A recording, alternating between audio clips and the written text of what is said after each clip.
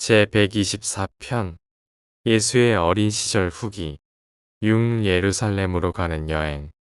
예수는 이제 청년의 문턱에 도달하고 회당 학교를 공식적으로 졸업한 상태였으며 부모님과 함께 예루살렘으로 가서 첫 번째 유월절 축제에 참여할 자격을 갖추었다. 그의 유월절 축제는 서기 7년 4월 9일 토요일에 열렸다. 상당한 인원이 나사렛을 떠나기 위해 4월 4일 월요일 아침에 준비를 마쳤다. 그들은 남쪽으로 사마리아를 향해 여행을 시작했지만 예즈릴에 도착하자 동쪽으로 방향을 틀어 길앗 산을 돌아 요단 계곡으로 들어갔다. 이는 사마리아를 통과하지 않기 위해서였다.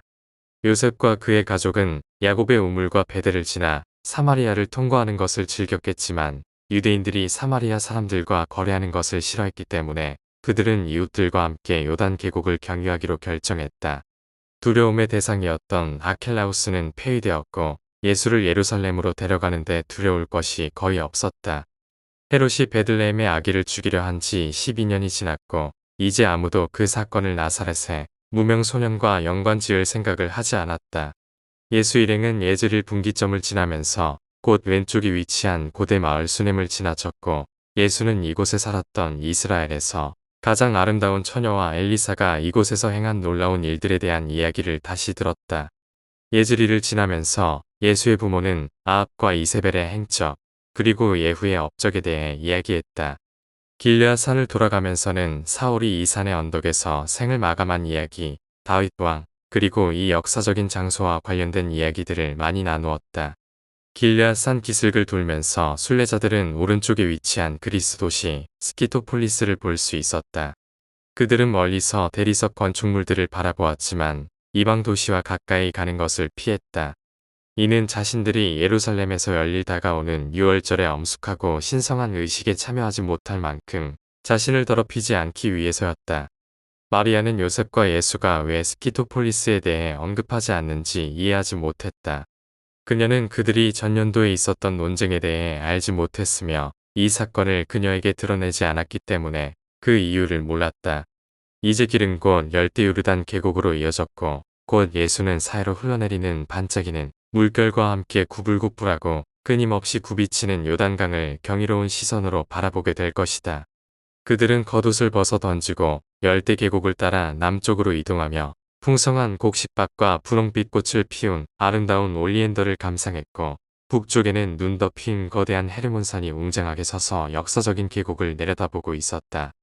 스키토폴리스 맞은편에서 3시간 조금 넘게 이동한 후 그들은 거품이 일어나는 샘물을 발견했으며 그곳 별이 빛나는 밤하늘 아래에서 텐트를 쳤다. 둘째 날 여정에서 그들은 동쪽에서 요단강으로 흘러드는 얍복강을 지났고 이 강 계곡 동쪽을 바라보며 미디안 사람들이 이 지역으로 몰려와 땅을 정복했던 기드온의 시대를 회상했다. 둘째 날 여정이 끝날 무렵 그들은 요단 계곡이 내려다 보이는 가장 높은 산인 사르타바 산 기슭 근처에 텐트를 쳤는데 헤롯이 아내 중 한 명을 가두고 목이 졸린 두 아들을 묻은 그 정상에는 알렉산드리아 요새가 자리 잡고 있었다. 셋째 날에는 헤롯이 최근에 건설한 두 마을을 지나며 그 뛰어난 건축물과 아름다운 야자수 동산을 눈여겨보았다. 해질 무렵 그들은 여리고에 도착했고 그곳에서 다음 날까지 머물렀다. 그날 저녁 요셉과 마리아, 예수는 유대 전통에 따라 예수의 이름을 딴 여호수아가 유명한 업적을 남긴 고대 여리고 유적지까지 2.4km를 걸어갔다. 넷째 날이자 마지막 날이 되어서 길은 순례자들의 행렬로 가득 찼다. 이제 그들은 예루살렘으로 이어지는 언덕을 오르기 시작했다. 정상에 가까워지자 요단강 건너편에 있는 산들과 사이의 잔잔한 물결 너머 남쪽으로 보이는 산들을 바라볼 수 있었다. 예루살렘으로 올라가는 중간쯤에 예수는 감람산 이후 그의 삶에서 많은 부분을 차지하게 될 지역을 처음으로 보게 되었고 요셉은 이 산등성이 너머에 거룩한 도시가 있음을 알려주었고 소년의 가슴은 곧 하늘 아버지의 도시와 집을 볼 수 있다는 기쁜 기대감으로 두근거렸다. 올리브산 동쪽 비탈에서 그들은 베단이라는 작은 마을 경계에서 잠시 쉬었다. 친절한 마을 사람들이 순례자들을 환대해 주었고 마침 요셉과 그의 가족은 예수와 비슷한 나이의 세 자녀 마리아, 마르다, 나사로를 둔 시몬의 집 근처에 머물렀는데 그들은 나사렛 가족을 초대해 다과를 대접했고 두 가족 사이에 평생의 우정이 싹텄다. 그 후 예수는 다사다난한 생애 동안 여러 번 이 집에 머물렀다. 그들은 계속 재촉하여 올리브산 정상에 올라섰고 예수는 처음으로 거룩한 도시와 화려한 궁전, 영감을 주는 아버지의 성전을 보았다. 예수는 생애 어느 때보다도 이 사흘 오후 올리브산에 서서 예루살렘을 처음 바라보았을 때처럼 순전히 인간적인 전율을 체험한 적이 없었다.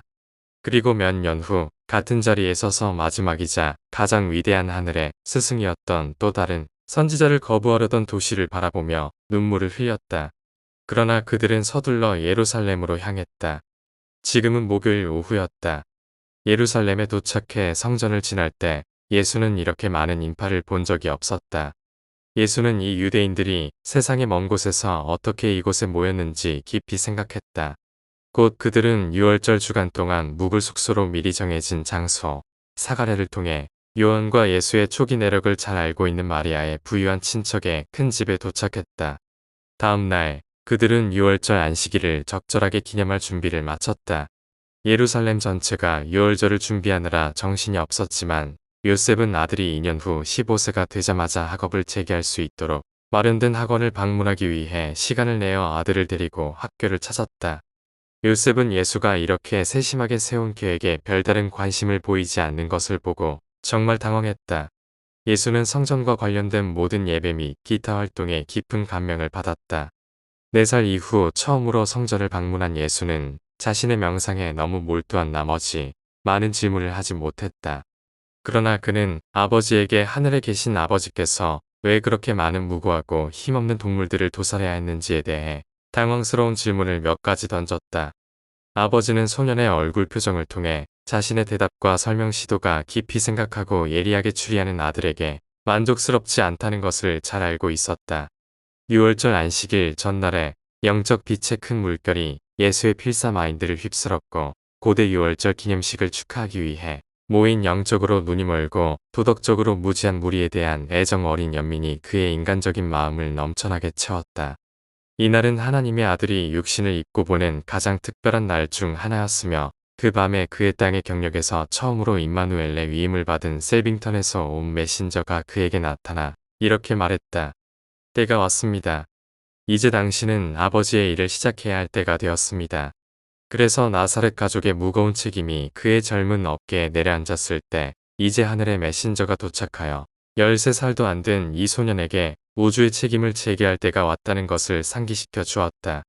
이것은 유란시아에 대한 아들의 수여가 완료되고 인간 신성한 얻기 위해 우주의 정부를 되돌려 놓게 되는 마침내 절정에 달한 긴 일련의 사건들 중에서 첫 번째 행위였다. 시간이 지나자 육신화의 신비는 우리 모두에게 점점 더 헤아릴 수 없는 것이 되었다. 우리는 이 나사렛 소년이 모든 네바돈의 창조자라는 사실을 거의 이해할 수 없었다. 지금도 우리는 동일한 창조자 아들의 영과 그의 파라다이스 아버지의 영이 인류의 혼과 어떻게 연합되는지도 이해하지 못한다. 시간이 지나면서 그가 육체를 입은 삶을 살지만 정신적으로 그의 어깨 위에 한 우주의 책임이 놓여 있음을 그의 인간 마인드가 점점 더 깨닫는다는 것을 우리는 알 수 있었다.